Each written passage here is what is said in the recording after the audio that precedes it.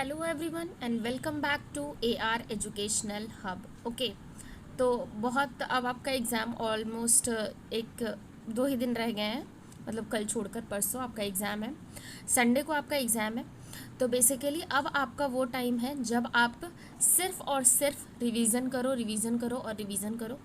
But at least आप ये video ज़रूर देखो, क्योंकि इसमें जो फार्मूला यूज़ किया गया है, जिस टाइप के क्वेश्चंस हैं हूबहू इसी टाइप के क्वेश्चंस एग्जैक्टली आपके एग्ज़ाम में आएंगे। ऐसे ही बिल्कुल भी टफ नहीं आएगा, इसी लेवल पे आएगा। तो यहाँ पे कुछ जो क्वेश्चंस है इनको आप ज़रूर से ज़रूर सॉल्व करो।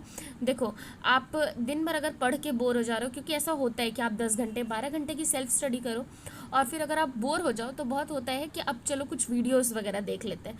तो फालतू वीडियोस देखने को छोड़कर अगर आप ये पढ़ने वाली इफ़ेक्टिव चीज़ों को देखोगे तो आपको लास्ट टाइम में ये सारी चीज़ें याद आएंगी एग्जामिनेशन हॉल में, ये सारे फार्मूलाज और कॉन्सेप्ट्स। तो टाइम वेस्ट नहीं करो। जब टाइम वेस्ट करने का भी जब टाइम हो तब भी टाइम को यूटिलाइज़ करो इन सारी वीडियोस को देखकर, क्योंकि ऐसे ऐसे बहुत सारे वीडियोस हैं चैनल में जिनसे आपका प्रैक्टिस बहुत अच्छे से हो सकता है और ईच एंड एवरी पॉइंट आपका क्लियर हो जाएगा। ठीक है, तो क्वेश्चन नंबर 1 से स्टार्ट करते हैं। आंसर इसमें टिक है, क्योंकि मैं टिक करके ही ऑलरेडी लाई हूँ, ताकि आपको अगर किसी को वीडियो का सोल्यूशन नहीं चाहिए, वो खुद से सॉल्व करना चाहते हो तो वो खुद से सॉल्व कर ले और स्किप करते जाए और आप क्वेश्चंस को लाते जाएं। ओके, तो बिना किसी ऐसा देरी का स्टार्ट करते हैं क्वेश्चन नंबर 1 से। तो क्वेश्चन नंबर 1 है आपका, a shell of mass m moving with velocity v। एक सेल है m मास का, वो v वेलोसिटी से मूव कर रहा है और suddenly breaks into 2 pieces if one of those part having mass m/6 remain stationary. अब 2 पार्ट में वो डिवाइड हुआ है फट के, और m/6 जो आपका मास है उसका वो है वो आपका स्टेशनरी हो जाएगा, और जो बचा हुआ 5m/6 है वो आपका किस वेलोसिटी से घूमेगा ये आपको बताना है। तो देखो, ये ना लीनियर मोमेंटम कंजर्वेशन से लगेगा, क्योंकि ये खुद ही फटा है तो इसमें कोई एक्सटर्नल फोर्स नहीं है। तो इसका सोल्यूशन यहाँ पे मैं आपको दे रही हूँ। इसका सोल्यूशन ऐसा होगा कि देखो, यहाँ पे आप ऐसा देख लो कि आपका जैसे लीनियर आप मोमेंटम कंजर्व करोगे, क्यों करोगे? क्योंकि एफ एक्सटर्नल आपका 0 है, तो आपका एफ एक्सटर्नल यहाँ पे 0 है, तो हम लोग यहाँ पे लगाएंगे लीनियर मोमेंटम कंजर्वेशन। ओके, हम लोग लीनियर मोमेंटम कंजर्व करेंगे। लीनियर मोमेंटम कंजर्वेशन का कहना है, मतलब है कि पहले जो आपका लीनियर मोमेंटम है initial, that is P initial is equal to P final. तो यहाँ पे पहला स्टार्टिंग का क्या केस है कि आपका स्टार्टिंग में एक m मास का है, वो v वेलोसिटी से जा रहा है। ठीक है, उसके बाद जब ब्रेक हो जाता है तो आफ्टर जब वो ब्रेक होता है एक्सप्लोजन, आपका जो m/6 का जो आपका m/6 मास का जो है वो आपका स्टेशनरी हो जाएगा, मतलब इसका जो वेलोसिटी है वो तो 0 हो जाएगा। और फिर जो बचा हुआ मास, क्योंकि मास तो कंजर्व रहेगा, जितना पहले मास रहेगा बाद में उतना ही मास रहेगा, मास तो लॉस होगा नहीं, तो 5m/6। ओके, तो रेस्ट मास कितना हो गया? 5m/6। अब पूछा है कि ये किस वेलोसिटी से, इसका क्या वेलोसिटी होगा, तो आप इसको v1 मान लो और इसको v2 मान लो। अब हम लोग लीनियर मोमेंटम का कंजर्वेशन लगाएंगे। तो लीनियर मोमेंटम कैसे कंजर्व करेंगे कि पहले का mass into velocity is equal to अब का मास m/6 इनटू वेलोसिटी, इसका तो वेलोसिटी आपका 0 है, प्लस इसका मास आपका 5m/6, सॉरी ये 5m/6 इंटू v2। ये ऑप्शन आपका पूरा का पूरा कट जाएगा, ये तो 0 हो गया। उसके बाद अब आपका क्या बच गया? mv is equal to 5mv2/6। इसमें आपका m से m चला गया, तो आपका वेलोसिटी क्या आ जाएगा? v2 इज इक्वल टू आपका 6 इधर चला जाएगा तो 6v/5, ये आपका वेलोसिटी हो जाएगा। इसीलिए option number 1 will be the answer. Okay, तो ये क्वेश्चन नंबर 1 है, देखो आप यहाँ से सॉल्व कर लेना। ठीक है, अब क्वेश्चन नंबर 2 पे जाते हैं। ठीक है, क्वेश्चन नंबर 2 क्या कह रहा है? The change in the internal energy of 3 मोल, 3 मोल दिया हुआ है, 3 मोल गैसेस का अगर हम लोग कांस्टेंट वॉल्यूम में हीट करते हैं at from temperature 20 degree Celsius to 40 degree Celsius is 1080, मतलब आपका change in internal energy delta U आपका जो है वो गिवन है 1080 जूल, आपका ये गिवन है। उसके बाद आप बोला है कि टेम्परेचर आपका एन मोल भी गिवन है, 3 मोल है, और आपका टेम्परेचर T1 T2 भी गिवन है आपका 20 to 40 डिग्री सेल्सियस। आपको मोलर हीट कांस्टेंट पूछा है, specific heat of gas at constant volume, that is आपको CV पूछा है कि CV क्या होगा। तो आपका फॉर्मूला आपको तो पता ही होगा कि delta U is equal to N CV delta T, ये तो फॉर्मूला है, ये तो बहुत ईजी सा फॉर्मूला है, ठीक है। तो एन आपका क्या हुआ है, देखो डेल्टा यू भी दिया हुआ है तो 1080 भी आपका दिया हुआ है, और आपका एन भी दिया हुआ है कि 3 इंटू CV, आपको तो CV तो कैलकुलेट ही करना है, और टेम्परेचर है आपका 40 माइनस 20, ओके। तो ये तो आप कर लोगे क्योंकि बहुत इजी कैलकुलेशन है, इसी टाइप के 1 लाइनर कैलकुलेशन ही आएंगे आपके एग्जाम में। और बाकी आप इसको अगर नीचे ले जाओगे तो 340 माइनस 20 इज 20 एंड है इज CV। अब आप इसको कट कर लोगे तो ये आपका हो जाएगा यहाँ पे 54, एंड ये कट करके आपका आ जाएगा 18, दैट इज CV इज 18, और इसका यूनिट आपका यहाँ पे दिया हुआ है जूल पर मोल पर केल्विन में आपका आंसर है। तो यूनिट दिया हुआ है तो आप सिर्फ मैग्नीट्यूड को टिक करोगे, दैट इज 18, ओके। अब है ये क्वेश्चन आपका है फ्लूइड मैकेनिक्स वाले चैप्टर से, दैट इज सरफेस टेंशन से, ठीक है। तो if surface tension of a detergent solution आपका ये दिया हुआ है, then work done in bubble in blowing a bubble of 4 centimetre radius. अब आपको इसमें पूछा है कि आपका इसमें वर्क डन क्या होगा। तो वर्क डन क्या होगा ये आपको देखो, ये आपको वर्क डन का फॉर्मूला पता होगा, ये भी एग्जैक्टली फार्मूला बेस्ड क्वेश्चन है, ठीक है। तो आप इसमें वर्क डन का फॉर्मूला आपका हो जाएगा, ओके। क्वेश्चन नंबर 3 का सॉल्यूशन यहाँ पे है कि वर्क डन का फॉर्मूला हो जाता है work done is equal to surface tension S into area. Area हम लोग लेंगे, वो हम लोग क्या लेंगे 4 पाई R स्क्वायर, ये आपका एरिया होता है। लेकिन यहाँ पे सोप बबल का बात किया है, देखो बबल अगर सोप बबल का बात करें तो हम लोग इंटू 2 लेते हैं, क्योंकि दो एरिया बनता है सोप बबल के केस में। वही ड्रॉप के केस में आपका एक ही एरिया बनता है, इसलिए यहाँ हम लोग मल्टीप्लाइड बाई 2 करेंगे। अगर यहाँ एयर बबल का बात होता तो वो सिर्फ 4 पाई R स्क्वायर होता, बट यहाँ सोप बबल का बात हुआ है इसीलिए इंटू 2 भी करेंगे। सरफेस टेंशन का आपका वैल्यू दिया हुआ है 4.8 इंटू 10⁻⁻², और आपका यहाँ पे 4 इंटू पाई इंटू आपका रेडियस दिया हुआ है 4 सेंटीमीटर, जिसको आप लोग लिखेंगे 4 इंटू 10⁻²। इसको मीटर में करोगे, इसका स्क्वायर इंटू 2।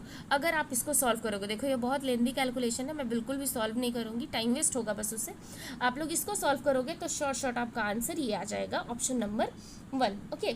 आप लोग इसको सॉल्व कर लेना, आप पाई का वैल्यू पुट कर देना आपका यहाँ पे 3.14, और उससे आपका आंसर आ जाएगा, ठीक है। अब है okay, so the next question is, अब हम लोग सॉल्व करेंगे। तो इसमें क्या दिया हुआ है कि आपका चार्ज, आपको इक्विलिब्रियम वाला कॉन्सेप्ट लगाना है और फिर आपको चार्ज वगैरह निकालना है कि ठीक है।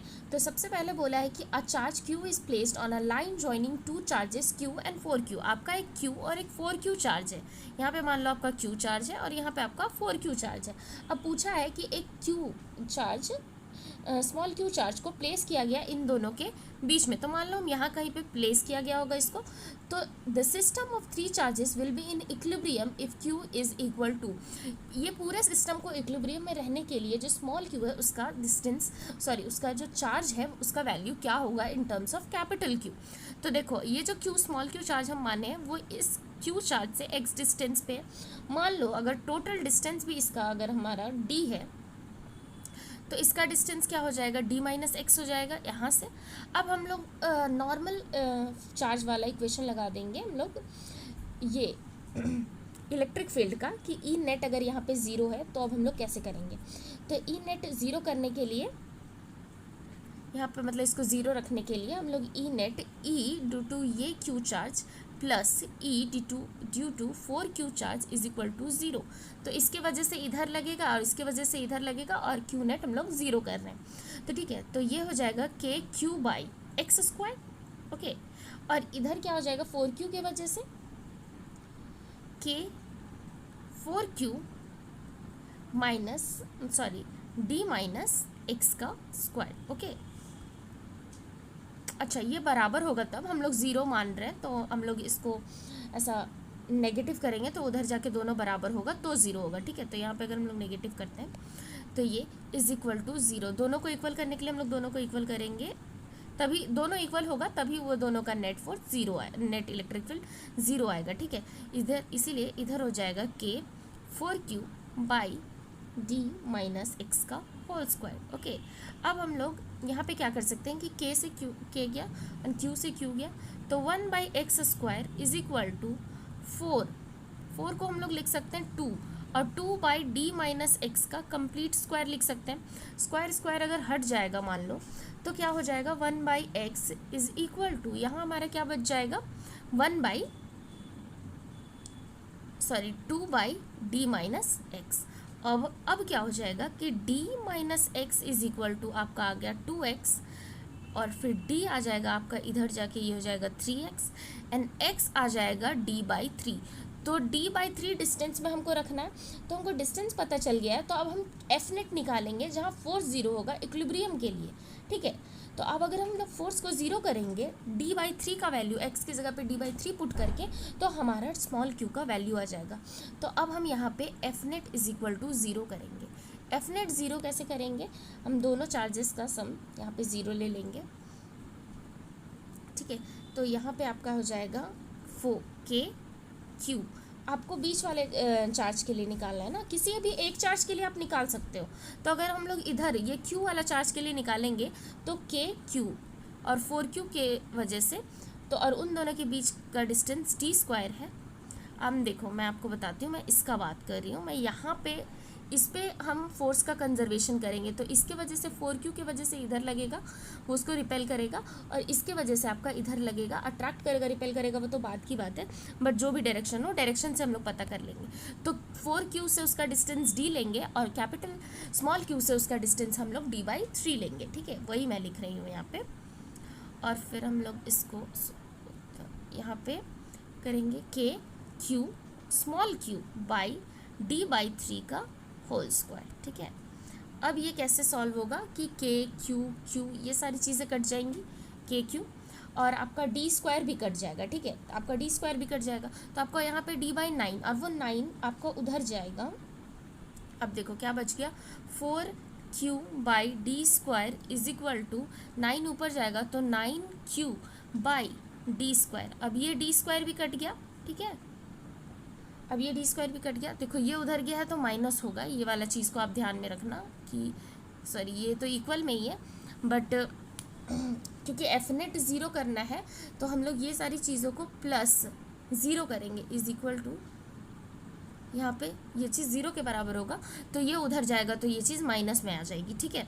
इसीलिए अब यहाँ पे q क्या हो जाएगा, -4Q/9, ये स्मॉल q का वैल्यू आ जाएगा, और ऑप्शन नंबर 1 आपका करेक्ट ऑप्शन हो जाएगा, ठीक है। सॉरी। अब हम लोग करते हैं क्वेश्चन नंबर 6 का। ये आपका डी ब्रॉगली वेवलेंथ से है ये क्वेश्चन आपका, ठीक है। तो हम लोग डी ब्रॉगली इक्वेशंस लगाएंगे, ये आपको पता होना चाहिए, ये बहुत ही फेमस आपका फॉर्मूला है, और इसका एप्लीकेशन कैसे करते हैं वो मैं आपको बताती हूँ। क्वेश्चन पहले ये है कि an alpha particle is accelerated through a potential v has de Broglie wavelength lambda उसका डी ब्रॉगली वेवलेंथ है, ठीक है। अब एक प्रोटॉन को एक्सेलरेट करेंगे सेम पोटेंशियल से, तब उसका डी ब्रॉगली वेवलेंथ क्या होगा। तो हम लोगों को कंपैरिजन करना है अल्फा पार्टिकल और प्रोटॉन के बीच में। तो देखो आपको पोटेंशियल सेम दिया है, तो पोटेंशियल को आपको सेम रखना है।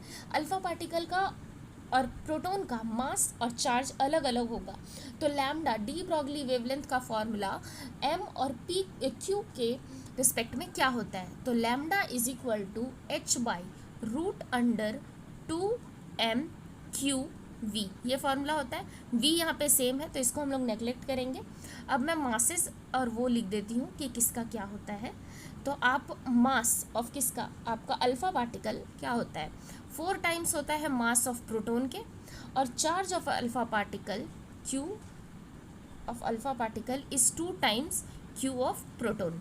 अब हम लोग इस फॉर्मूला को पुट करेंगे, तो आप ऐसे भी लिख कर सकते हो कि आप प्रोपोर्शनल मतलब रेशियो में भी करके कर सकते हो। तो रेशियो में ही करना ज़्यादा इजी रहता है, कैलकुलेटिव इसमें थोड़ा कम होता है, क्योंकि जो इक्वल वाली चीज़ें हैं उनको हम रख के क्या करेंगे।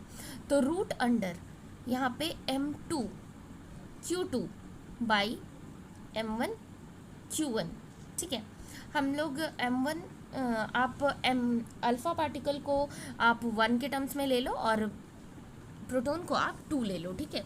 या फिर आप छोड़ दो उतना, अगर ये कन्फ्यूज़न क्रिएट करना है तो फिर हम सिर्फ अल्फ़ा पार्टिकल इसके टर्म्स में लिख देते हैं, ठीक है। वेट, इसका 2 को अगर हम हटा दें और हम सीधा प्रोटॉन और अल्फ़ा पार्टिकल के टर्म्स में लिखे तो lambda of alpha particle by lambda of proton आपको निकालना किसका है?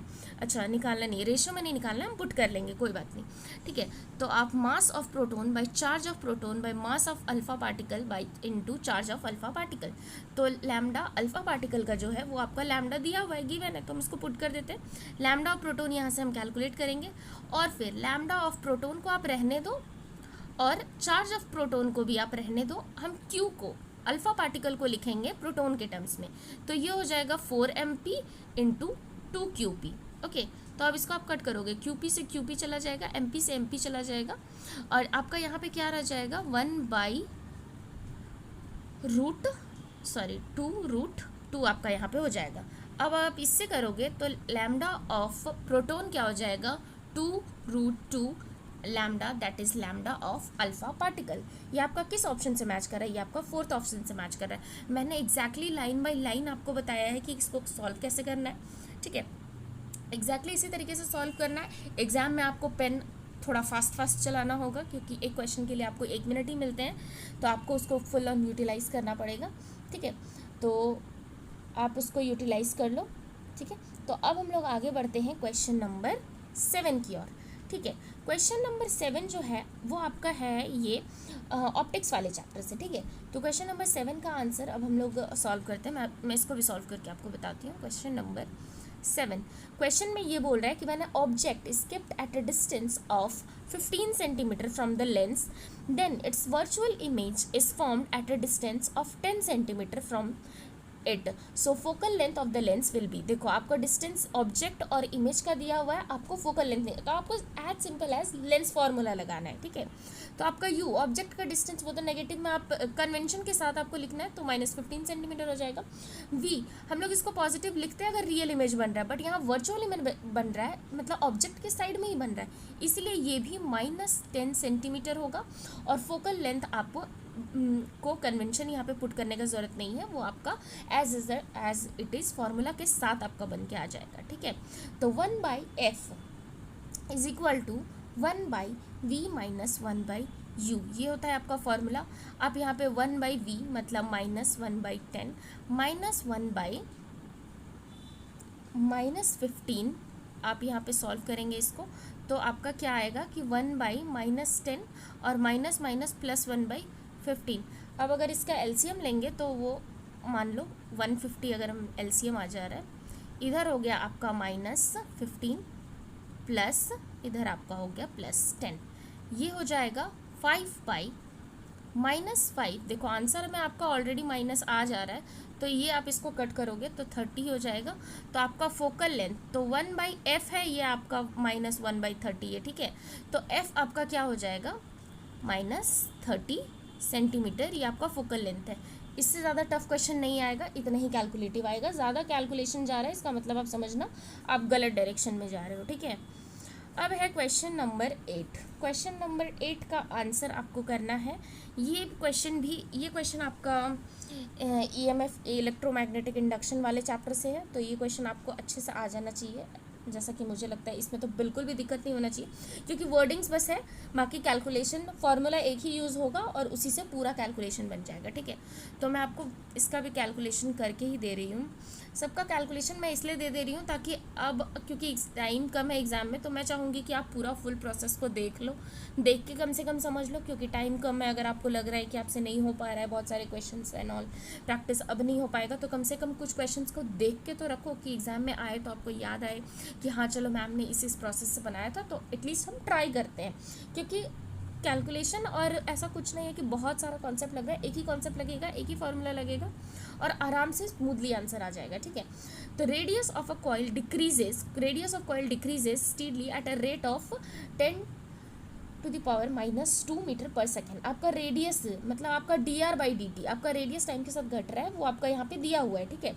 तो आपका dr/dt यहाँ दिया हुआ है उसके बाद बोला है कि a constant and uniform magnetic field induction, आपका मैग्नेटिक फील्ड भी दिया हुआ है जो परपेंडिकुलर है उसके प्लेन ऑफ, आपका प्लेन ऑफ कॉइल के परपेंडिकुलर है आपका मैग्नेटिक फील्ड, ठीक है। जैसे अगर आपका ये कॉइल है तो आपका मैग्नेटिक फील्ड इधर है, ठीक है, और इसका जो रेडियस है ये आपका घट रहा है, क्योंकि रेडियस घटेगा बढ़ेगा तभी आपका फ्लक्स में चेंज आएगा और तभी आपका ईएमएफ इंड्यूस होगा। कांस्टेंट चीज़ों से ईएमएफ इंड्यूस नहीं होता है।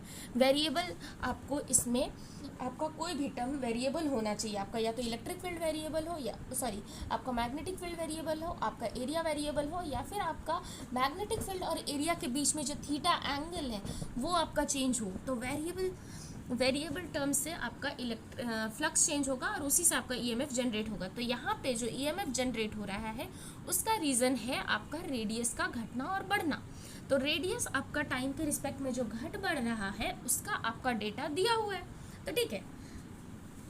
तो उस डेटा को यूज़ करके अब हम फार्मूला लिखेंगे। आपको टर्म्स वगैरह सब कुछ दिया हुआ है, ठीक है। आपको कुछ भी, आपको जो नॉर्मल आपका जो रेडियस ऑफ कॉइल है वो भी आपका दिया हुआ है, ठीक है। तो अब हम लोग स्टार्ट करते हैं। रेडियस ऑफ कॉइल जो है वो आपको निकालना है, आपको इंड्यूस्ड ईएमएफ भी दिया हुआ है। तो फॉर्मूला आपका ईएमएफ का होता है E is equal to minus D phi by D T. एक ही फार्मूला है, ये फार्मूला तो सबको ही याद होगा।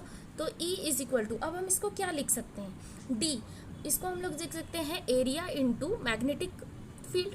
तो इसको एरिया, मैग्नेटिक फील्ड को आप लिखो और देन हम एरिया को लिखेंगे। तो एरिया को क्या लिख सकते हैं, pi r square by D t. अब हम एरिया का यहाँ पे आपका जो रेडियस है वो आपका वेरिएबल है, तो उसको हम यहाँ पे बी और पाई को हम लोग कांस्टेंट बाहर ले लेंगे, और अगर इसको हम लोग डिफ्रेंशिएट करेंगे तो 2r dr by D T, ये हो जाएगा इसका डिफ्रेंशिएशन। अब इस फॉर्मूला में आपको सारा वैल्यू पुट करना है, आपका आंसर आ जाएगा। ईएमएफ आपका जो इंड्यूस्ड है वो आपका 10⁻⁻6 वोल्ट गिवन है, माइनस जो आपका इलेक्ट्रिक फील्ड है, मैग्नेटिक फील्ड है वो भी गिवन है। पाई का वैल्यू आप पुट कर, अच्छा पाई के टर्म्स में है तो पाई का वैल्यू मत पुट करो, ठीक है। 2 इंटू आर, हम यहाँ पे ये जो आर पुट करेंगे ये वाला ये आर हमको कैलकुलेट करना है, ओके। तो आप कंफ्यूज मत होना कि ये और ये आर डिफरेंट चीज़ है। D R by D T आपका ये चीज़ आपका दिया हुआ है, ठीक है। ये आर आपको कैलकुलेट करना है, तो वो D R by D T का आप वैल्यू यहाँ पे पुट करोगे, ये आपका। और क्योंकि ये इंक्रीजिंग है तो हम इसको भी माइनस में ही पुट करेंगे, और ये माइनस आपका कट जाएगा, ठीक है। अब आप इसको सॉल्व करो तो 10⁻⁻6, वेट मैं यहाँ पे सॉल्व कर रही हूँ, 10⁻⁻6 बाई 10⁻⁻3 इंटू, नीचे ही आपका पाई आ जाएगा और नीचे ही आपका 2 इंटू 10⁻⁻2 आ जाएगा, इज इक्वल टू, ये आपका आर के बराबर है। तो 10⁻⁻3 -2, अब सब ऊपर अगर हम लेके जाएं तो 6 + 3 -2, और नीचे आ जाएगा आपका 2 pi is equal to radius.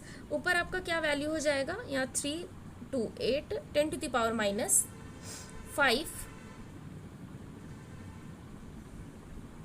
Sorry 10⁻³ + 2 5 by 2 pi is equal to R, okay.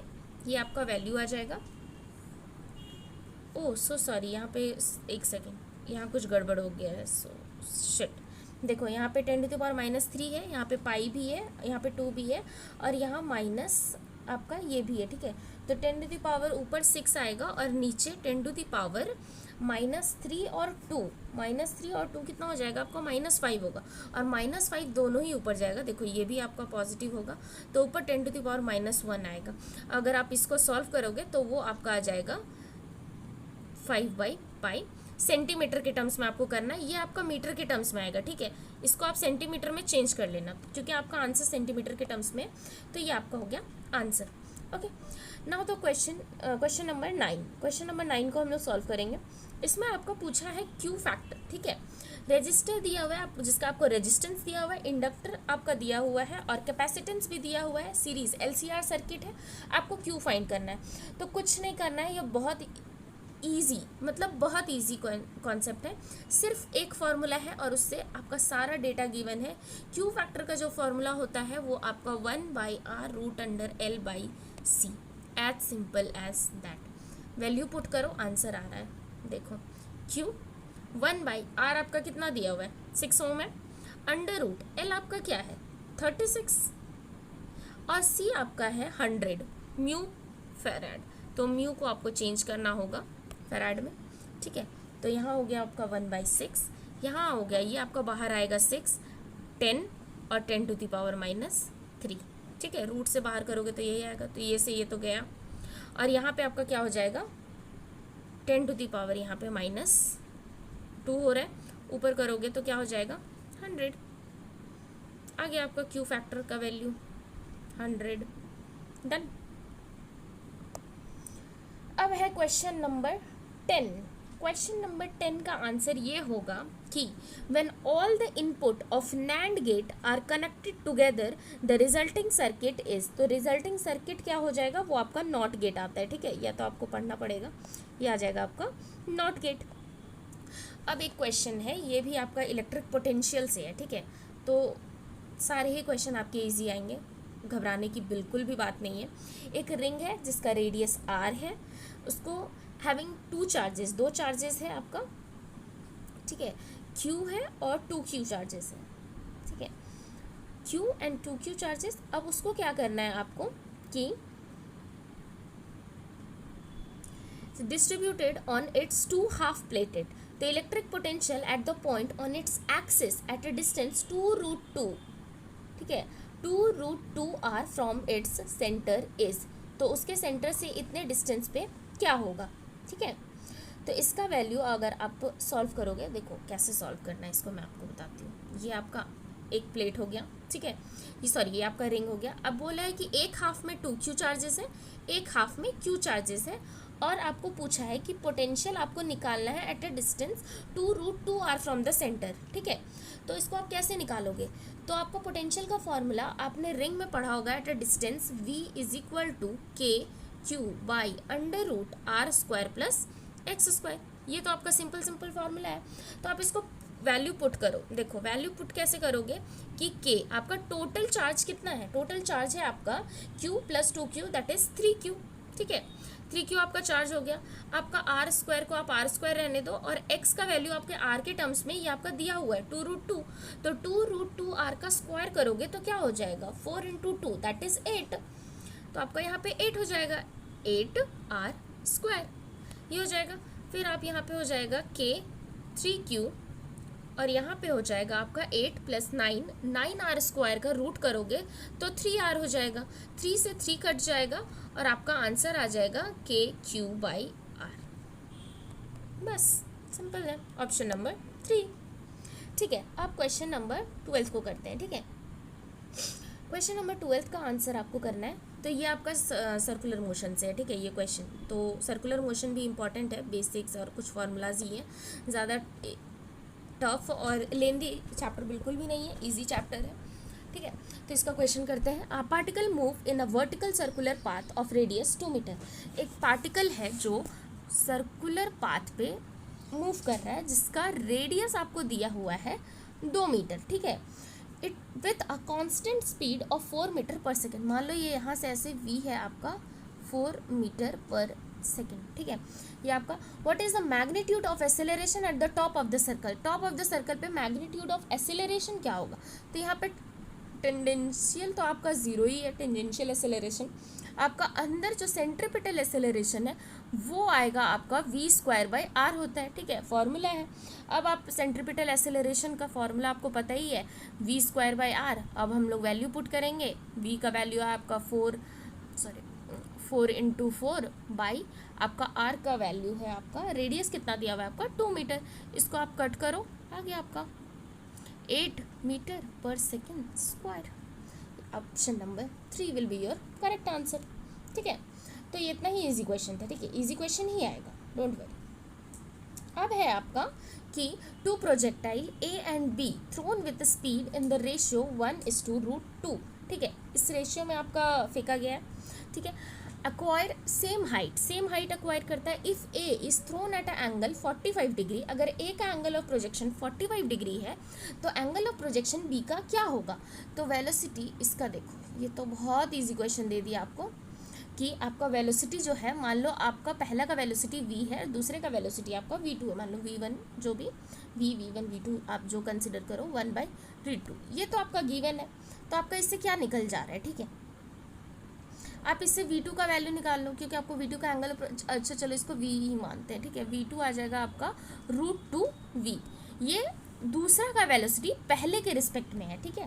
अब हमको निकालना है हाइट सेम अक्वायर कर रहा है, ठीक है, सेम हाइट अक्वायर कर रहा है, तो हम लोग इसका हॉरिजॉन्टल, आपका इसका जो वर्टिकल कंपोनेंट है वो हम लोग सेम ले सकते हैं, वहाँ पे हॉरिजॉन्टल तो सेम ही होगा, क्योंकि वो तो हमेशा कॉस वाला टर्म्स तो हमेशा कांस्टेंट ही रहता है।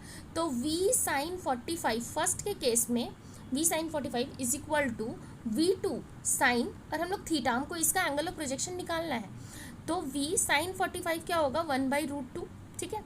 और यहाँ पे v2 का आपको वैल्यू तो आपने निकाला था √2v, ठीक है, और यहाँ पे साइन थीटा ये लिख लेंगे, क्योंकि हमको यही तो कैलकुलेट करना है। v से v गया, √2 नीचे आएगा तो 1/2 बचेगा, 1/2 बचेगा। यहाँ पे साइन थीटा 1/2 किसका वैल्यू होता है, 1/2 होता है 30 डिग्री का, तो एंगल ऑफ प्रोजेक्शन आ गया आपका 30 degree. Answer will be option number 3, as simple as that. समझ गए? देखो इसका आंसर नहीं टिक किया हुआ है, पर मैं आपको बता रही हूँ। देखो ये क्वेश्चन नंबर आपका 14, ठीक है, 14 में आपको पूछा है कि इक्वेशन दिया है। देखो ऐसा क्वेश्चन आता है एग्जाम में, ठीक है, इक्वेशन दे देगा, आपको एम्पलीट्यूड और एंगुलर फ्रीक्वेंसी निकालना है, ठीक है। आप यहाँ पे एंगुलर फ्रीक्वेंसी आपको निकालना है, दैट इज ओमेगा का वैल्यू आपको पता होना चाहिए। तो आपको एम्पलीट्यूड आपका कौन सा होता है, बाहर वाला आपका एम्पलीट्यूड होता है, तो 2 आपका एम्पलीट्यूड हो गया, और फिर अंदर angular frequency that is omega T, omega T का वैल्यू आपका दिया हुआ है 2π/2πt, तो टी से टी गया, ओमेगा इज आपका 2π, तो आपका ये 2π हो जाएगा, इसलिए आपका आंसर ऑप्शन नंबर 1 हो जाएगा, ठीक है, समझ गया। अब क्वेश्चन नंबर ये है वेलोसिटी ऑफ अ पार्टिकल, ये आपका ठीक है, इसको सॉल्व करेंगे अब हम लोग थोड़ा, कि ये क्वेश्चन आपका, आप क्वेश्चन एक बार पहले खुद से पढ़ के भी ट्राई करो, ठीक है, क्योंकि आपको ऐसा भी होना चाहिए ना कि आपको खुद भी आंसर, क्वेश्चन, ऑप्शंस पढ़ने का आदत होना चाहिए। आप पूरा आंसर क्वेश्चन पढ़ ही नहीं रहे हो और सीधा आंसर ही टिक कर ले रहे हो कि ठीक है, आधा अधूरा पढ़ के जो बनाने वाला जो चुल मचता है ना, वो मत करना, ठीक है। The velocity of a particle is v is equal to alpha plus beta T square, where alpha beta constant है, if a position its position at t is equal to 0, x is equal to 0 है, तो displacement at t is equal to 1 second पे क्या होगा, ठीक है। तो बहुत ईजी क्वेश्चन है, ठीक है, देखो मैं आपको बताती हूँ, v is equal to alpha plus beta T square है, ठीक है, ये आपका दिया हुआ है। आप इसको डिफ्रेंशिएट, आप इसको ये लिख सकते हो dx by dt is equal to same चीज़, क्योंकि यही तो फॉर्मूला है b टी स्क्वायर। अब हम लोग क्या करेंगे, इसको थोड़ा टेढ़ा हो गया, सो सॉरी, यहाँ पे dx इज इक्वल टू, अब हम करेंगे alpha plus beta T square, यहाँ पे हम dt कर दें, और अब हम इसको इंटीग्रेट कर दें ये चीज़ को, तो चलेगा, क्योंकि डिस्टेंस आपका 0 से x तक आपको डिस्प्लेसमेंट तय करना है, और आपका टाइम 0 से 1 सेकेंड तक है, ठीक है। तो ये तो x ही आ जाएगा इधर, तो आप समझ ही गए हो। यहाँ पे इंटीग्रेशन क्या होगा, alpha T plus beta T cube by 3, इसका वैल्यू आप लिमिट्स पुट करो 0 से 1, ठीक है, 0 से 1 पुट करोगे तो आप 0 वाला तो हटा ही दो, 1 वाला कर दो, तो alpha plus beta by 3, this will be okay. So अब हम लोग नेक्स्ट क्वेश्चन की ओर बढ़ते हैं, क्वेश्चन नंबर 16। देखो मैं रिकमेंड करूँगी, मैं बार बार बोलती हूँ पर मेरा बोलना काम है, पर इसलिए मैं आपको बता रही हूँ ताकि आप सीखो, आप गलती मत करो इस चीज़ों से, आप सॉल्व किया करो चीज़ों को, ठीक है, अच्छे से, क्योंकि क्वेश्चन बहुत इजी आएगा, ट्रस्ट मी, क्वेश्चन इजी आता है, पढ़े हुए बच्चों को क्वेश्चन इजी ही लगता है, आप नहीं पढ़ोगे तो ही आपको टफ लगेगा, ठीक है। तो आप क्वेश्चंस को अच्छे से पढ़ो, आप फॉर्मूला अच्छे से रिवाइज करो, क्योंकि अभी तो अब लास्ट टाइम है, लेकिन अगर आप आगे भी और एग्जाम दोगे, ऑब्वियस सी बात है कि एग्रीकल्चर का पेपर देके तो आप रुक नहीं जाओगे, आप फिर आप BSc नर्सिंग का पेपर दोगे, पैरामेडिकल का पेपर दोगे, तो आप सारे एग्जाम को बेटर करने के लिए आप अभी से तैयारी रखो। ये मत सोचो कि कल के बाद हमको नहीं पढ़ना पड़ेगा, पढ़ना तो आपको पड़ेगा ही, तो आप ये सोच के मत पढ़ो कि ये मेरे काम का नहीं है, ये आप ही के काम का है, ट्रस्ट मी, ओके। तो क्वेश्चन नंबर 16 करते हैं अब। If the shortest wavelength of partial series is given by lambda, अगर शॉर्टेस्ट वेवलेंथ आपका दिया हुआ है पार्शियल सीरीज का लैम्डा, शॉर्टेस्ट वेवलेंथ का मतलब है लॉन्गेस्ट ट्रांजिशन, और लॉन्गेस्ट ट्रांजिशन में हमेशा आपका इन्फिनिटी से पार्शियल है तो n इज इक्वल टू 3 पे आएगा और वहाँ पे आपका ट्रांजिशन होगा, ठीक है। तो आपका मैं यहाँ पे लिख दे रही हूँ कि शॉर्टेस्ट वेवलेंथ, इसका मतलब होता है लॉन्गेस्ट ट्रांजिशन। अगर आपका लिख के दिया है कि शॉर्टेस्ट वेवलेंथ है तो आप समझ जाओ कि आपको n1 n2 का वैल्यू वो दे दिया है। अगर किसी भी सीरीज़ का बात कर रहे हैं, नॉन लाइमन बार में किसी का भी बात कर रहे हैं, पार्शियल में अगर शॉर्टेस्ट वेवलेंथ कह दिया है, इसका मतलब उसका जो n1 है वो लैम्डा है, और सॉरी इन्फानाइट, मतलब आप ऐसे इन्फानाइट समझ लो, और इसका जो n2 है वो आपका दे दिया पार्शियल है तो 3 दिए दिया है, ठीक है। इतना डेटा आपका एक लाइन से क्लियर होता है। अब पूछा है देन और इसका आपका वेवलेंथ जो आपका निकल रहा है वो भी आपका ये लैम्डा दिया हुआ है, ठीक है। Then the longest wavelength of Lyman series आपका क्या होगा, ठीक है। तो आप इसको ऐसे सॉल्व करो कि पहला आपको 1/λ दिया हुआ है, आर जेड स्क्वायर बाई 1/3 का स्क्वायर दैट इज 9 और 1 माइनस 1/इन्फानाइट आपका, ठीक है। तो आप इसको 1/λ इज इक्वल टू आपका Z are Z square into 1/9, basically तो आपका यही है, ठीक है। तो आप यहाँ से आर जेड स्क्वायर इसका वैल्यू निकाल सकते हो क्योंकि यही आपको बाद में रिप्लेस करना है। तो ये आप मान लो 9/λ, इसको आप इक्वेशन 1 मान लो। अब हम लाइमन सीरीज़ के लिए बात करेंगे। तो लाइमन सीरीज़ का लॉन्गेस्ट ट्रांजिशन क्या होगा लाइमन के केस में आपका n is equal to longest wavelength बोला है। लॉन्गेस्ट वेवलेंथ मतलब शॉर्टेस्ट ट्रांजिशन। शॉर्टेस्ट ट्रांजिशन कब होगा, जब n2 से n1 में आएगा, एक ही। तो n2 n1 ये आपका वैल्यू यहाँ पे 2 और 1 होगा। अब यहाँ पे इस चीज़ को आपको लैम्डा डैश के टर्म्स में अगर मान लो करोगे तो 1/z आर जेड स्क्वायर 1/1 का स्क्वायर 1 माइनस 1/2 का स्क्वायर, ठीक है। तो हम यहाँ डायरेक्ट लिख दे रहे हैं 4, ठीक है। उतना अभी स्टेप बाय स्टेप नहीं कर सकते हैं। यहाँ पे आर जेड स्क्वायर और ये आ जाएगा आपका 1 माइनस 1/4 इज़ 3/4, ठीक है। अब यहाँ पे आर जेड का वैल्यू वहाँ से हम लोग पुट करेंगे तो 9/λ था, आपको याद होना चाहिए, ठीक है। तो 9/λ को यहाँ पे पुट कर देते हैं क्योंकि आंसर हमको लैम्डा के टर्म्स में लाना है। तो फिर हम आर जेड स्क्वायर का क्या करेंगे, तो हम उसी को रिप्लेस करेंगे, ठीक है। अब आपको ये करना है कि lambda dash is equal to क्या होगा 4λ/27, आपको रेसिप्रोकल बस कर देना है 4λ/7। आपका option number 3 will be the answer. अब क्वेश्चन नंबर 17 को कैसे सॉल्व करेंगे। क्वेश्चन नंबर 17 को हम ऐसे सॉल्व करेंगे कि पहले क्वेश्चन को पढ़ेंगे, ओके। तो क्वेश्चन पढ़ते हैं, the ratio of SI unit of kinetic energy to CGS unit of kinetic energy का रेशियो में क्या होगा। तो SI यूनिट देखो, ये आपने यूनिट डायमेंशन में भी पढ़ा होगा, n1 n2 वाला फॉर्मूला जब आप यूज़ करते हो तब। तो क्वेश्चन नंबर 17 का आप ऐसे करो कि SI यूनिट देखो, काइनेटिक एनर्जी का हमें SI यूनिट आपको पता होना चाहिए कौन सा है। पता चला आपको SI पता है, CGS आपको पता ही नहीं है, तो कम से कम किसी का याद रखा करो। जैसे कि इसमें कम से कम CGS यूनिट आपका अर्ज होता है, ERG CGS, ये है आपका जूल, ठीक है, और ये है आपका अर्ज, ओके।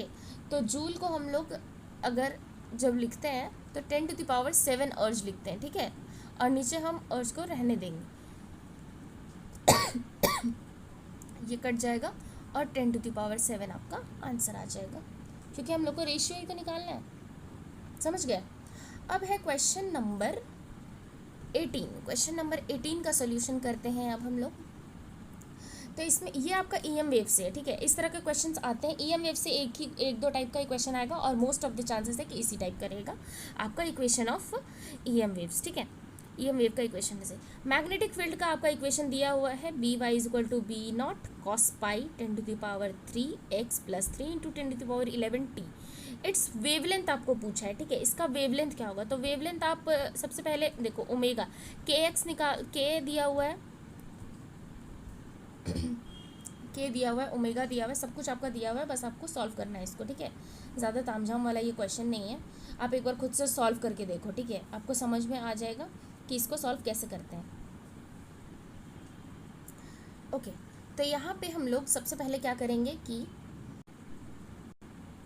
एक सेकेंड रुको, आप ना इसमें इस क्वेश्चन के इक्वेशन में बस थोड़ा सा चेंज ले आओ, थोड़ा सा। इसका इक्वेशन ना एक्चुअली पूरे तरीके से इसमें आया नहीं है। मैं यहाँ पे आपका अच्छा सा इक्वेशन लिख दे रही हूँ इसका, इस वजह से यहाँ पे गलत ये टाइप हो गया है। वही मैं सोचूँ कि थोड़ा सा ऑड है इसका डेटा। ये आपका इक्वेशन हो जाएगा 2 × 10⁻⁻7। आप अच्छे से इसको लिखना, ठीक है। Sine pi into 10⁻3x plus 3 pi into 10⁻11t और ये t, ठीक है। ये वाला चीज़, ये इक्वेशन आएगा। अब अगर हमको यहाँ पे लैम्डा निकालना है, क्योंकि आपका यहाँ k का वैल्यू k = पाई इंटू 10⁻3 है, हम लोगों को यहाँ क्या निकालना है, वेवलेंथ निकालना है। तो और आपका k क्या हो जाता है, वो होता है आपका 2π/λ। तो 2π/λ = पाई इंटू 10⁻3। एक्चुअली ना यहाँ पे थोड़ा गलत टाइप हो गया, ठीक है। आप माइंड मत कीजिएगा, आप इसको छोड़ के आप ये इक्वेशन लिख लिए, क्योंकि आंसर ऑप्शन सारे सही हैं, ऑप्शंस आपका मैच कर जाएगा। बस वो इक्वेशन में थोड़ा गड़बड़ हो गया था, ठीक है। तो पाई से पाई कट जाएगा और आप यहाँ पे देखोगे कि लैम्डा = 2/10⁻3 हो जाएगा, ठीक है।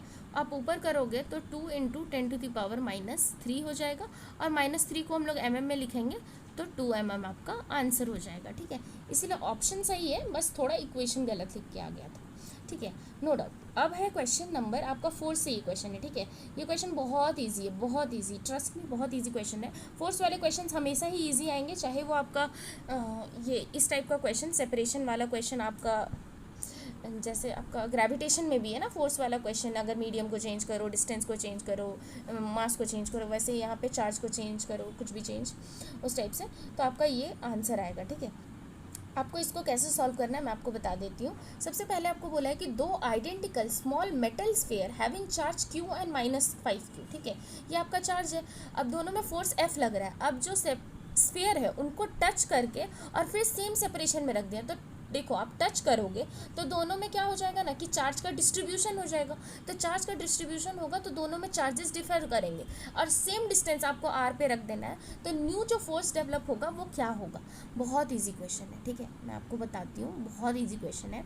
सबसे पहले तो एक स्फीयर है, फिर आपका एक स्फीयर है, एक आपका q चार्ज का है और एक आपका -5q चार्ज का है। तो ये तो अट्रैक्टिव फोर्स लगेगा दोनों के बीच में फोर्स, ठीक है। इसका डिस्टेंस आप r समझो, ठीक है, इसका डिस्टेंस r है। तो अभी बोला है कि यहाँ पे जो फोर्स है पहले, विदाउट आपको टच करने से पहले वाला फोर्स जो आपको बोलना है, तो वो है आपका k, q एंड 5q। हम लोग फोर्स में साइन को नहीं लेते हैं, बाई ये है आपका r²। ये आपका पहला फोर्स हो गया, ठीक है। अब हम लोग फोर्स निकालेंगे सेपरेशन के बाद में, ठीक है। तो सेपरेशन के बाद क्या होगा फोर्स, तो टच करेंगे, टचिंग, आफ्टर टचिंग क्या होगा, आपका चार्ज सेपरेट करेगा, सॉरी चार्ज डिस्ट्रीब्यूट होगा, ठीक है। चार्ज डिस्ट्रीब्यूशन होगा आपका, ठीक है। चार्ज डिस्ट्रीब्यूशन होगा तो क्या होगा, आप चार्ज निकाल लो कि आपका पहले q है, फिर आपका -5q है, तो टोटल चार्ज आपका कितना हो गया, यहाँ पे 4q हो गया, ठीक है। 4q आपका चार्ज है, तो 4q चार्ज में अब ये दोनों क्या करेंगे, -q है ना, तो आपका -4q चार्ज है। -4q चार्ज हाफ बटेगा, तो -2q बचेगा।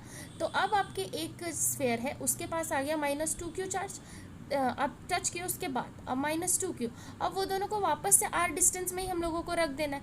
तो ये तो अब तो रिपेल करेंगे क्योंकि माइनस चार्ज है, लेकिन अब जो आपका F' है वो आपका क्या हो जाएगा, k 2q एंड देन फिर 2q/r², ओके। अभी आपका यहाँ पे क्या आ गया, ये आपका 4kq²/r² आ गया। अब आप यहाँ से एक चीज़ नोटिस करो, वहाँ पे आपका 5 था, अब आप इसका रेशियो ले लो। तो आप रेशियो लोगे तो F'/F F' आपका है 4kq²/r², और आपका F जो है वो आप यहाँ पे आप रेसिप्रोकल करके लिखना, ठीक है, r², और नीचे आपका 5 था ना, तो 5kq/r। सॉरी क्यू स्क्वायर तो आप ऊपर कर सकते हो, इसको आप कट करोगे तो के क्यू स्क्वायर यहाँ पे, के क्यू स्क्वायर यहाँ पे भी था वो भी कटेगा, 4/5 होगा, ठीक है, 4/5। तो आपका एफ डैश क्या आ जाएगा, 4f/5, मतलब आपका चार्ज सेपरेशन के बाद, चार्ज डिस्ट्रीब्यूशन के बाद जो फोर्स है वो 4f/5 हो जाता है, ठीक है। इसका ऑप्शन नंबर 2 आपका मैच करना है। नाउ अब क्या करना है, देखो मैं बहुत अच्छे से आपको लाइन बाय लाइन बता रही हूँ, अगर अभी भी आपको नहीं समझ में आ रहा है तो आप अपने प्रिपरेशन में थोड़ा बहुत कहीं ना कहीं तो लैग कर रहे हो, या आपको भी समझ में आ रहा होगा, ठीक है, क्योंकि ऐसा तो नहीं है कि अब आप बच्चे हो, आपको समझ में तो आ ही रहा होगा। अब क्वेश्चन नंबर 20 करते हैं। A particle of charge, charge इतना है, move through out magnetic, move through uniform magnetic field, आपका उसका वैल्यू दिया हुआ है, with a velocity, velocity of a particle at A instant वो भी दिया हुआ है, मैग्नीट्यूड आपका फोर्स दिया हुआ है, तो मैग्नीट्यूड बी नॉट का यहाँ पे आपको वैल्यू पूछा है, तो बी नॉट का वैल्यू कैसे आएगा, तो ये क्वेश्चन को देखो, एक दो इस क्वेश्चन में ना वेक्टर का कॉन्सेप्ट भी लग जाएगा और आपका मैग्नेटिज्म भी क्लियर हो जाएगा, ठीक है। तो आप इसको अच्छे से देखना, अभी मैं इसको सॉल्व करके आपको बताती हूँ। इसमें आप सबसे पहले क्या करोगे, आपको फॉर्मूला पता होना चाहिए कि बी वी और आपका force F, B V F के बीच में आपका क्या रिलेशन है सॉरी, आपका क्या रिलेशन है, ठीक है, तो वो आपको पता होना चाहिए, तो आप उससे सॉल्व कर लोगे। तो इसका जो रिलेशन होता है, देखो मैं यहाँ पे सॉल्व करती हूँ क्वेश्चन नंबर 20 को। यहाँ आपका चार्ज Q जो है वो दिया हुआ है 1 × 10⁻⁻16 कूलम, ओके। आपका B दिया हुआ है, V दिया हुआ है, F दिया हुआ है, तो आपको ये फॉर्मूला इसमें लगेगा, force is equal to Q × V cross B, सारा आपका गिवन वैल्यू आपका इसमें कवर हो जाएगा, और यही आपको लगाना है क्योंकि यहाँ पे सबका वैल्यू दिया हुआ है, और यहाँ पे आप बी का वैल्यू पुट करोगे तब बी नॉट आएगा, और वो बी नॉट को आप पुट करोगे तो आपका यहाँ आंसर आ जाएगा, ठीक है।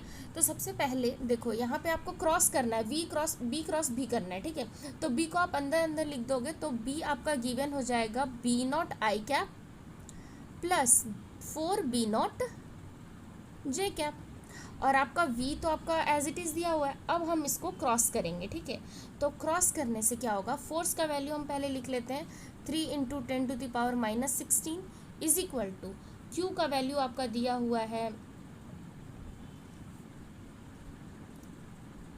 10⁻⁻16, और अब हम इसको क्रॉस कैसे करेंगे, तो क्रॉस हम डिटर्मिनेंट वाले वो मेथड से करेंगे। तो क्रॉस करने के लिए आप सबसे पहले आई जे के लिख दो यहाँ पे, उसके बाद आपका पहले आपका वैल्यू क्या है 240 है, और फिर आपका हो गया, ये आपको समझ में आ ही रहा होगा क्योंकि 240 इसलिए भी है क्योंकि देखो के वाला टर्म्स नहीं है, ठीक है, तो आई जे के टर्म्स में भी हम लोग करेंगे तो के वाला टर्म्स को अभी हम लोग 0 मान ले रहे हैं, ठीक है। आप कैसे समझो कि बी नॉट है और यहाँ पे 2 है, तो पहले बी नॉट लग रहा है, मतलब आई आपका पहले 2 है, बी के केस में वी क्रॉस बी कर रहे हैं, आप समझ रहे हो ना वो चीज़, क्योंकि हम लोग को इसको क्रॉस करना है। और अब यहाँ पे आ जाएगा बी नॉट 4b नॉट और ये 0, देखो कैसे 240 आपका ये 240 वी वाला चीज़ आ गया, और यहाँ पे आपका बी नॉट और 4b नॉट, यहाँ पे आपको ये वाला चीज़ आना चाहिए, क्योंकि आपने अगर ये नहीं आ रहा है आपको तो आप वेक्टर का रिवीजन अच्छे से नहीं किया, इसलिए आपको ये नहीं बन रहा है। देखो मैं इसको नहीं सॉल्व करूँगी क्योंकि ये लेंदी नहीं जाएगा, देखो आप इसको क्रॉस मल्टीप्लाई करो और माइनस कर दो, तो 8b not minus 4b not आ जाएगा, ठीक है। तो आप यहाँ से करो कि देखो आपका यहाँ पे आंसर ये के कैप में दिया हुआ है, तो ये आपको के कैप में पता होना चाहिए कि यहाँ पे के कैप में है, ठीक है। तो ये से आपका ये कटेगा, तो यहाँ आपका 3 के कैप बच जाएगा, और यहाँ पे आपका क्या बच जाएगा 8b not minus 4b not के कैप, क्योंकि आई क्रॉस जे के होता है, ठीक है, तो वो आपको पता होना चाहिए क्रॉस में ऐसा होता है, तो आई क्रॉस जे के हो जाएगा। अब आपका क्या है कि अब इसको अगर आप सॉल्व करोगे तो 8b नॉट 4b नॉट जाएगा, तो 4b नॉट, तो 3 K cap is equal to 4b not, और के कैप ही है तो के कैप सेम डायरेक्शन है तो आप इसको स्किप कर दो, और यहाँ से आपका b नॉट का वैल्यू आ जाएगा 3/4 दैट इज 0.75 टेस्ला, ओके। ये आपका 4th नंबर हो जाएगा। अब क्वेश्चन नंबर 21, ये थोड़ा सर्किट वाला क्वेश्चन है, बट ये ओपन सर्किट का क्वेश्चन है, ये बहुत इजी है, मैं आपको बताती हूँ, इससे आप सॉल्व कर लेना। क्योंकि ऐसा क्वेश्चन आएगा एग्जाम में, एक ऐसा क्वेश्चन ओपन सर्किट में या तो रेजिस्टर को लेकर आए या तो इंडक्टर को लेकर आए या कैपेसिटर, किसी को भी लेकर आए, लेकिन ऐसा एक क्वेश्चन बनता है, अच्छा क्वेश्चन बनता है, इसीलिए इसमें एग्जामिनर ये सारे क्वेश्चंस पूछता है, ठीक है। तो आप इसको सॉल्व करोगे तो ये कैसे सॉल्व होगा ये मैं आपको बताती हूँ, ठीक है। इसमें क्या है ना कि आप C1 का वैल्यू आपको C2, ठीक है। चलो इसमें इसको अच्छे से करते हैं। अगर आपको डाउट हो तो आप कमेंट सेक्शन में मेरे को पूछना, उसका रिप्लाई आपको ज़रूर मिलेगा चैनल की ओर से। तो क्वेश्चन नंबर 21 का आंसर हम लोग सॉल्व करते हैं, ठीक है। सबसे पहले हम लोग इसको एक बार फिर से आप खुद ही हम लोग इसको एक बार ड्रॉ कर लेते हैं इस सर्किट को। ये है आपका C1, इसका वैल्यू है आपका 2μF, ठीक है। यहाँ पे आपका एक बैटरी है, उसका है आपका 20 वोल्ट है, और इसका वैल्यू है आपका 4μF, ठीक है। ये आपका C2 है, ठीक है। अब बोला है कि एक आपका VP, यहाँ पे आपका P है और यहाँ पे आपका Q है, मतलब आपको पोटेंशियल डिफरेंस निकालना है P और Q के बीच। अच्छा, पोटेंशियल डिफरेंस भी आपका दिया हुआ है, मतलब इसके बीच में जो अगर आप एक बैटरी लगाओ तो उसका भी आपको वैल्यू दिया हुआ है, दैट इज़ 10 वोल्ट, ओके। हाँ 10 वोल्ट आपको इसमें वैल्यू निकालना है, वो है आपका द वोल्टेज अक्रॉस C1। अच्छा, C1 को अक्रॉस आपको वोल्टेज निकालना है, ठीक है। तो सबसे पहले तो हम ये निकालेंगे कि कॉमन पोटेंशियल यहाँ पे C1 के अक्रॉस पोटेंशियल क्या होगा।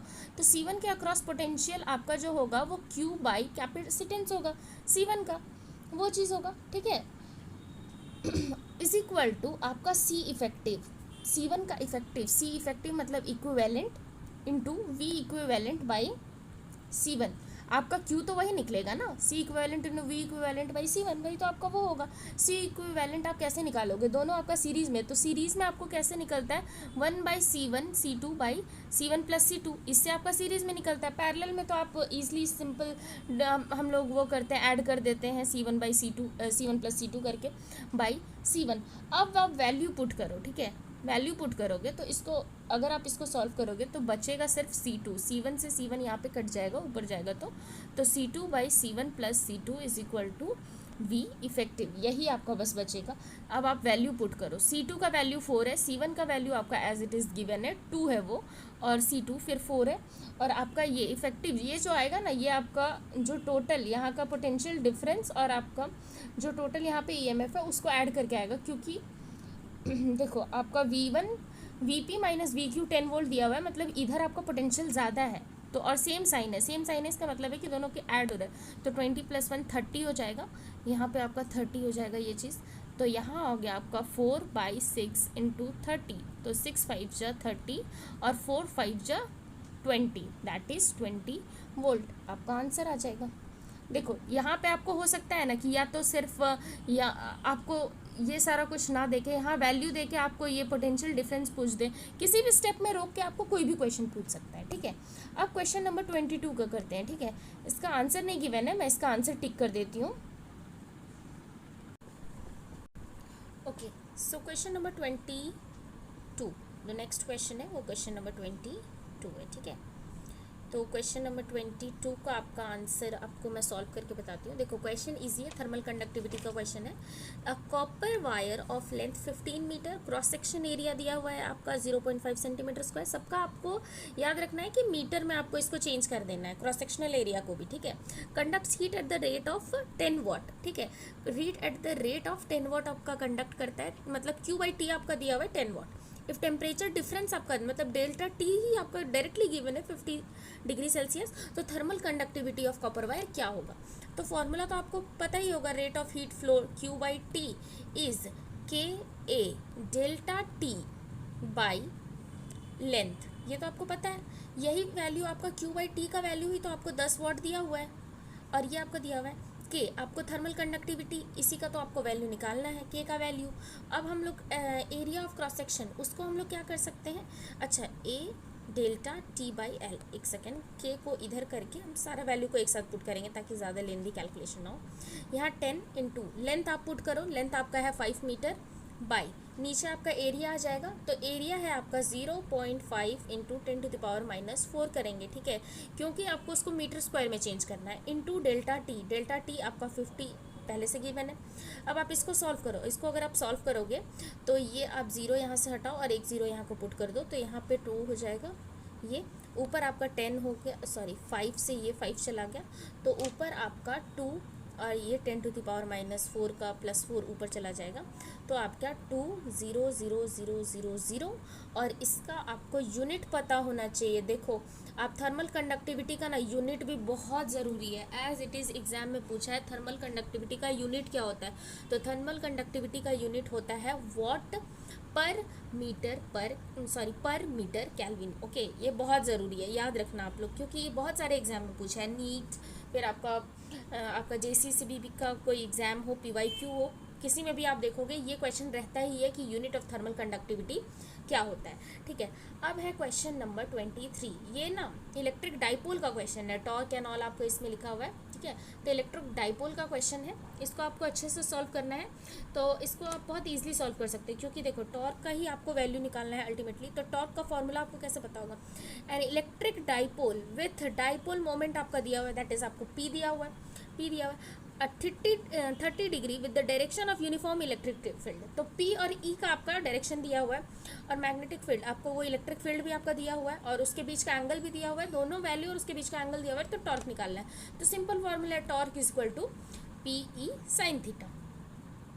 देखो साइन थीटा आपको लेना है टॉर्क में, वर्क जब पोटेंशियल एनर्जी पूछता है तब वो आपका कॉस थीटा वाला टर्म, वर्क डन में आपका कॉस थीटा वाला टर्म्स आता है, आपका टॉर्क में आपका साइन थीटा वाला टर्म्स आएगा। ठीक है, क्योंकि यहाँ क्रॉस वेक्टर होता है, तो साइन थीटा आएगा P cross E, that is PE sin theta. तो P का वैल्यू आपका क्या है, P का वैल्यू है आपका 4 × 10⁻⁹ आपका E का वैल्यू क्या दिया हुआ है, 4 × 10⁵ × 10⁴ इंटू आपका थीटा क्या दिया हुआ है, साइन 30 डिग्री। अब आप इसको सॉल्व करो, देखो सॉल्व करना एकदम इजी है। 20 × 10⁻, यहाँ पे कितना -9 है, तो 10⁵, और साइन 30 कितना होता है, 1/2 होता है। तो ये आपका क्या होगा, 10 हो गया, 10 सॉरी यहाँ -5 हो जाएगा, 10 और यहाँ है × 10⁻⁻5। अल्टीमेटली ये क्या हो जाएगा, 10⁻⁻4, और न्यूटन मीटर ये आपका टॉर्क का यूनिट हो जाता है, इसलिए इसका आंसर आपका हो जाएगा 4 × 10⁻⁻4, ऑप्शन नंबर ए। अब है if kinetic energy of a moving body becomes 3 times it's initial, kinetic energy of a moving body becomes 3 times it's initial, तो इसका वैल्यू आपको बताना है।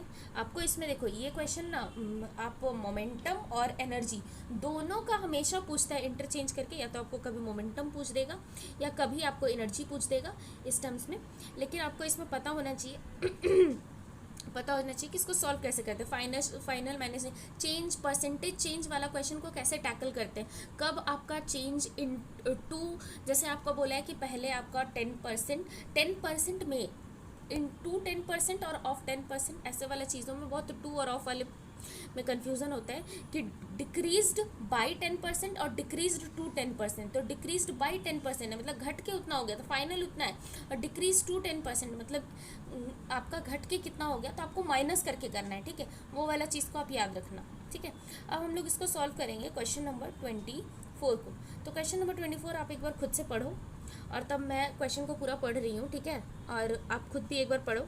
तो क्वेश्चन है if a kinetic energy of a moving body become 3 times it's initial kinetic energy, तो पूछा है change in the percentage change in its momentum, momentum में क्या परसेंटेज चेंज आएगा। तो सबसे पहले आपको पता होना चाहिए काइनेटिक एनर्जी और मोमेंटम के बीच में क्या रिलेशन है। तो K = P²/2m, ओ सो सॉरी, P²/2m, ये आपका काइनेटिक एनर्जी और पोटेंशियल के बीच का आपका रिलेशन है। ठीक है, तो आपको पोटेंशियल एनर्जी निकालना है, तो वो हो जाएगा आपका √2m के। सबसे पहले इनिशियल पोटेंशियल एनर्जी, उसके बाद आपको पोटेंशियल एनर्जी क्या चेंज में किस में आता है। ठीक है, तो आपको चेंज पता करना है, तो चेंज हो जाएगा आपका P, ये आपका इनिशियल है और ये मान लो आपका फाइनल है, तो 2m आपका 3 times चेंज हो जाता है। ठीक है, तो यहाँ पे आपका 3 × 2 आप इसको लिख सकते हो √2m के है, √2m के है, तो 3 √3p ये हो जाएगा अगर आप इसको इसके टर्म्स में लिखोगे, ठीक है। तो आप √3p लिख सकते हो। अब हम लोग को चेंज निकालना है, तो delta p by p into 100, यही आपको परसेंटेज चेंज है, ठीक है।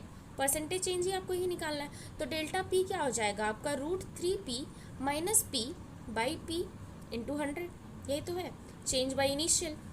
तो ये हो जाएगा आपका p, आप बाहर कर दो तो √3 माइनस 1 बाई p इंटू 100।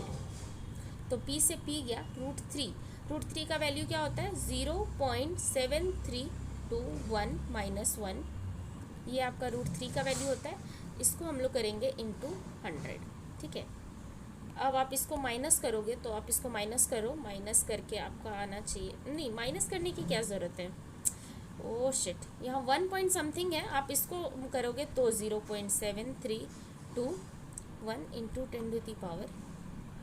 अब आप इधर से अगर इसको मल्टीप्लाई करोगे तो 73.21%। अच्छा ठीक है, ये आपका एग्जैक्ट वैल्यू आ जाएगा, बट यहाँ पे एवरेज वैल्यू दिया हुआ है 73%। 0.73 हम लोग जैसे करके लेते हैं उसी तरह लोगे तो 1.73 लोगे तो फिर आपका 73 इसीलिए एग्जैक्ट आएगा। मैंने यहाँ पे एग्जैक्ट वैल्यू ले लिया है, ठीक है।